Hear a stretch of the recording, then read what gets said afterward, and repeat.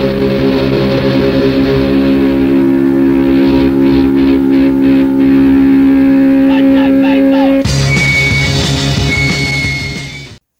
everyone, welcome back to Punk and Paisley. This is your host Chris, and today we're going to continue our series of underrated bands of the 1960s, highlighting the portions of the catalogs of some bands that are considered to be pretty lame in general, don't get the critical acclaim, but nevertheless have portions of their catalog, especially as the 60s went on, that would be appealing to people who enjoy garage rock, psychedelia, more progressive pop, those sorts of sounds. Today's focus is going to be Chad and Jeremy. They are the second group who I named on my list of underrated. You should check that video out if you've not already seen it. I'm working my way through those 9 groups right now. We're only up to number 2. And Chad and Jeremy are an interesting case. They were a duo. They were not a beat group. They were more of a folk duo initially. Actually actors who got into playing folk music in Britain and found success in the United States far more than they ever did in Britain. They worked with the producer Shel Talmy fairly early in their career, who is best known for working with the Kinks and the Who, and some other great 60s classics, and produced some of the best known rock songs that have ever existed, but actually worked early on in the Chad and Jeremy career on some pretty lightweight material. There is a recurring theme in these underrated bands that a lot of these bands appealed to teenage girls because Britain was hot, there was Beatlemania, there was the British invasion, and any very British guy wearing tweed with long hair was appealing to the teeny bopper set, and the music to some degree was secondary. So I wouldn't necessarily have this big focus on the early portion of Chad and Jeremy's career.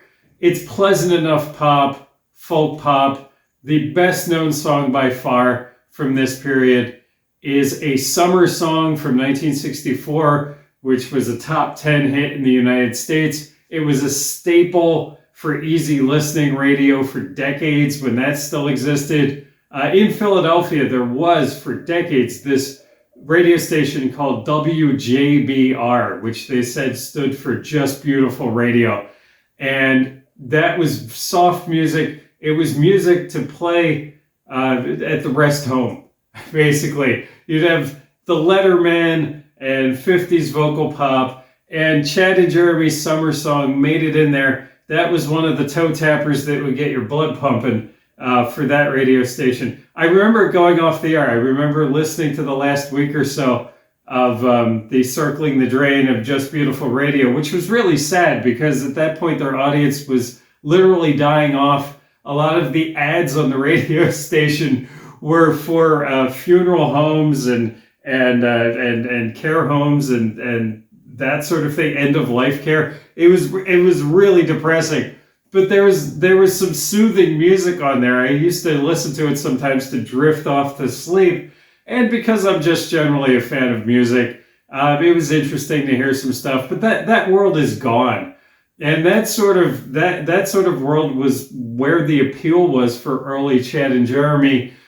Just that cusp of teeny bopper and people who wanted to be listening to contemporary sounds but didn't like all that rock and roll racket. Well, Chad and Jeremy sort of sneak in under cover of the British invasion into the charts. They did quite well. They had 7 top 40 hits in the US. I believe they only had 1 in the UK in that period between 1964 and 66. They had another 4 singles that went top 100. And all of that material, by and large, although pleasant enough soft pop, is not what I'm going to recommend to you. Their most popular stuff is not what I'm recommending to you. This is why you watch the channel. What I'm going to recommend to you is the stuff that did not chart. There was an album of theirs I owned called Distant Shores. which had a single on it that was a hit with the same title. That record I do not own any longer. It was in a lot of about 1,200 albums that I sold off before we did the big move to a record store in Philadelphia. I was on the fence about keeping it.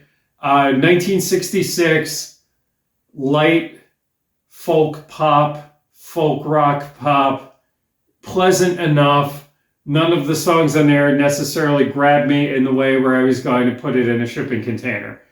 But if you see a copy for $1 at the dollar bin, you see a copy at the thrift store, I'd say grab yourself a copy of Distant Shores if you enjoy that variety of mid-60s light pop folk rock music. It's not a bad album, just not up my tree enough to warrant keeping. The albums that I do want to talk to you about, I found these. I did not know about the existence of these. I found these two albums, and here's the first one, of Cabbages and Kings. At this point, they're no longer Chad and Jeremy. I think part of what's holding the band back is, who wants to say that I'm going to go home and listen to my Chad and Jeremy records? People don't want to say that. It sounds lame. It sounds a lot cooler to be listening to the Animals or the Kinks or something like that. Just the mere name of the duo sort of holds them back. But here they're growing up. Our little boys are getting older. And it's Chad Stewart and Jeremy Clyde. They're using their full names, although these guys were, again, actors and performers, and these are stage names. I believe that the one fellow was named something to the effect of Stuart Chadwick, or no doubt somebody from Britain will jump into the comments and say it's pronounced Chadwick. And is it? I don't know. Let me know in the comments, because there's always those, there are always those unpronounced consonants in British surnames. And then Jeremy Clyde, that wasn't his name either. Clyde may have been the surname, but Jeremy was something like his confirmation name or something like that, was his third name. These were stage names. And these are guys who were actors who taught themselves how to play folk guitar and took it from there. And I'm impressed by that. I'm impressed by the short amount of time they went from not being able to play guitar, which was probably about 1962, to recording psych albums in 67, 68, 69. And we've got our 1967 of Cabbages and Kings. We've got our cool, this seems a little lame now, but cool at the time, psychedelic cover. And you could say that this is a little bit ridiculous, but is it any more ridiculous than the Stones, their Satanic Majesty's Request? Is it any sillier than this? Is it any sillier for that point? Because who are the Stones copying, basically? Is it any sillier than the Beatles' Sgt. Pepper cover? It's all the same year. And if you look past that, and I would not look past that, actually, that's the reason, the cover art is the reason, and the little monkeys type humor quips on the back here on the chessboard, and the impressive Brian Jones-like array of string instruments. We have Chad at various times on this record. Chad can be heard playing guitar, banjo, harpsichord, organ, tack piano, ukulele, and sitar. Big deal. It says that's the sort of thing that drew me to this album, where you figure if you get, I paid $2 for this, and you figure if you get one winner song on there for $2, one real winner, that's awesome. If that's something that's going into your compilations, something that gets on your radar, that's awesome. I bought these two records in Ocean City, New Jersey at a record store that had good stuff at retail prices, which is part of the reason that I'm not big in going into record stores so much these days, because things are full retail or higher. You're paying the record store's rent, especially if it's in a hot neighborhood. Things are just marked up full retail or more.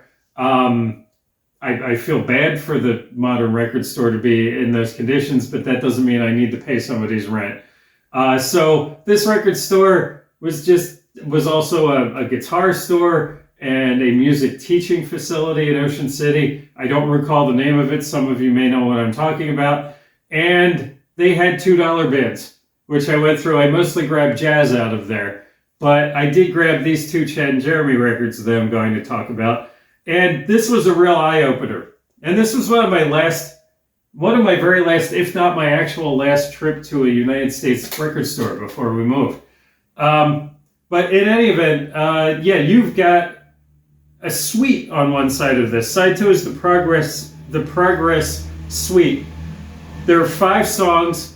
The first, alternating, the first, third, and fifth songs are songs that have that all feature sitar and other twang and drone, which I love, and used in a very 1967 fashion. I very much like that. It's not so much a suite in the sense that there's a musical theme which is carried throughout. It's more a thematic suite about modern life and the rush to make money, that sort of thing. Tracks number 2 and 4 on that side of the album remind me a little bit of some of the comedy album work that you would have gotten from Fireside Theater, although not that extreme with the clever references and the rapid fire, and some of Simon and Garfunkel's Silent Night 6 o'clock news with the commentary running over background music.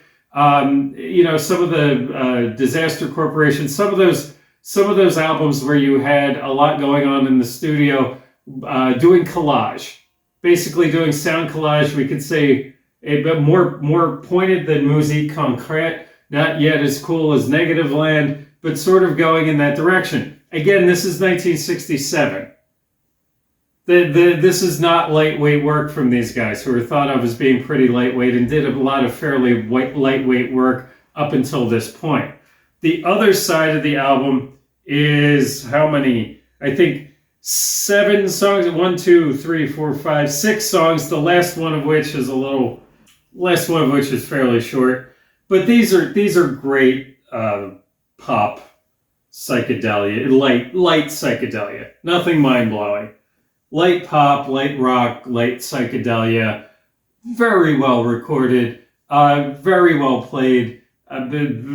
Throwing in the kitchen sink with the instrumentation. Lots of texture. It's a good album. It's a really good album. Now, right before that, actually, I'm getting a little bit out of chronological order, but during the Distant Shores era, there was a single of theirs that you should check out, which was called Teenage Failure. Teenage Failure, I believe, only made it up to position 131 on the Hot, 200 charts in the US. And it's called Dylan-esque. It certainly is. It's more catchier than most mid-60s Dylan stuff. It's a folk rock, the man's coming down on my head, man, teenage college student complaint song of the sort that was popular at the time. I think it's a really good one. It's really enjoyable. If you can track down the Teenage Failure single, that would be cool. And they performed it, and this is where the coolness of the unsung coolness of Chad and Jeremy deepens. They were on one of the greatest TV shows of all time. They were on TV a few times. They were on a few sitcoms, but this is the killer of them all. Batman. They were in 2 Batman episodes featuring Julie Newmar, Catwoman, stealing their voices. They recorded 2 songs, Teenage Failure, which somehow managed not to be a hit even though they were on Batman, and they also did another song which, according to what I've read, probably should have been released as a single to capitalize on that, and was not therefore a success. It couldn't be. They didn't release it. Anytime anything is associated with Batman, I immediately get more interested. Specifically, the Adam West, Burt Ward Batman, which is one of the greatest works of Western civilization. It changed my mind. But I'm in fact going to do a video in future about my specific Batman records, that portion of my record collection. So look out for that one. Hit subscribe and like. I should remind you to hit subscribe. And that's a good reason too. So you get my Batman video that'll be upcoming. But in any event, they're on Batman. They have the cool Dylan-esque song. They record Cabbages and Kings. Highly recommended. Underpriced. These records are underpriced. That's going to be a theme in these underrated videos as well. And then 1968, we have The Ark. Once again, using their full names, or at least their full stage names. And I mean, look at this cover art. Look at that. You know this is going to be psychedelia. I also paid $2 for this at the same record store. Did not know the album existed. And I'm going to say something a lot controversial. I've listened to this album now 3 times in the last week in preparation for the video. I am going to say that this album is as good as, and maybe I'm beginning to think better, as good as, or perhaps better, as hipster favorite, The Zombies, Odyssey, and Oracle, which is an album I do quite like. I do enjoy my Odyssey and Oracle. But I think this one goes toe-to-toe. There are more complex songs on here. There are more complex song titles. Painted Deadglow Smile, Sidewalk Requiem, Los Angeles, June 5th and 6th, sorry. Pantheistic Study for Guitar and Large Bird. And the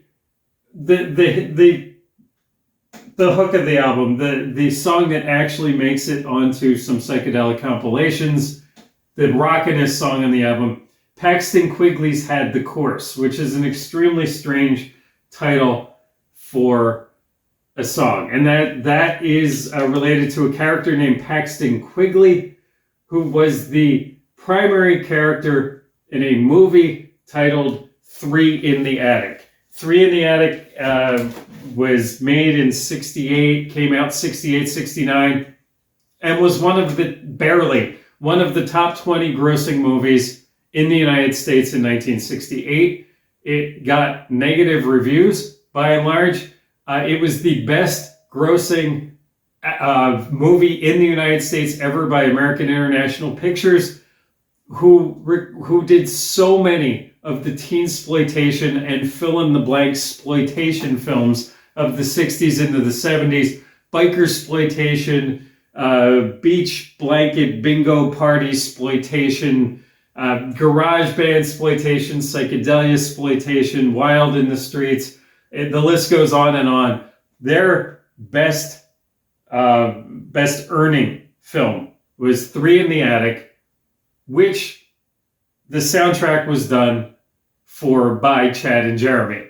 The 3 in the Attic album, which I do not own a copy of and I want one now, is basically a Chad and Jeremy album. There's a 13-minute long apparent psychedelic freakout on there. They reprise Paxton Quigley's Had the Course, which is just an excellent, excellent song.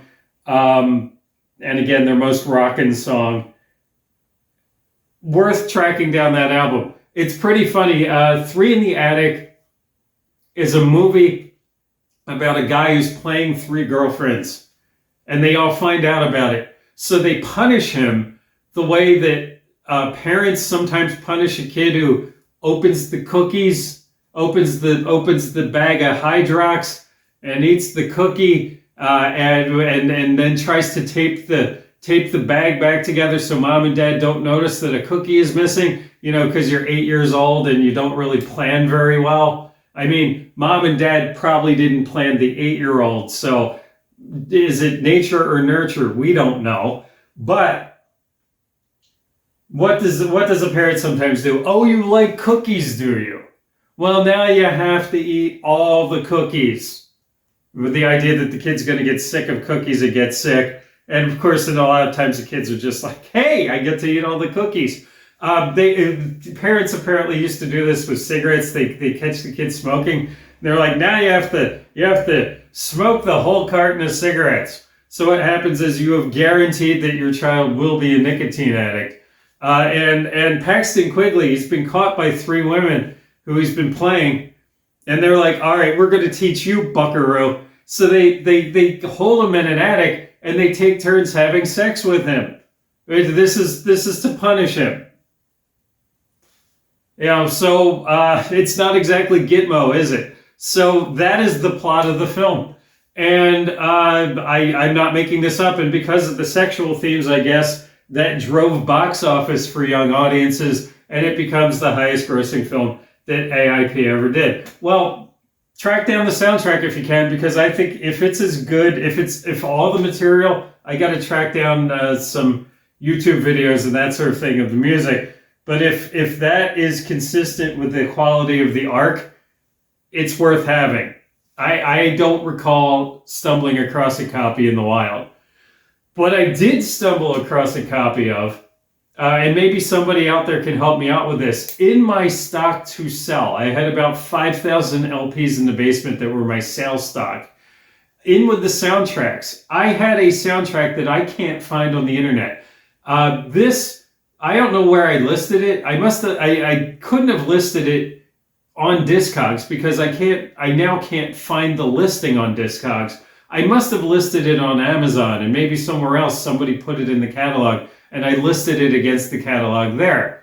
Because the album wasn't worth a lot. It probably wouldn't have been worth my time to make a new listing for it, which was some local theater productions or student theater productions album of Three in the Attic, which I thought Three in the Attic, as a result of the fact that I stumbled across that album, I thought that it was a musical in the sense of stage performance singing.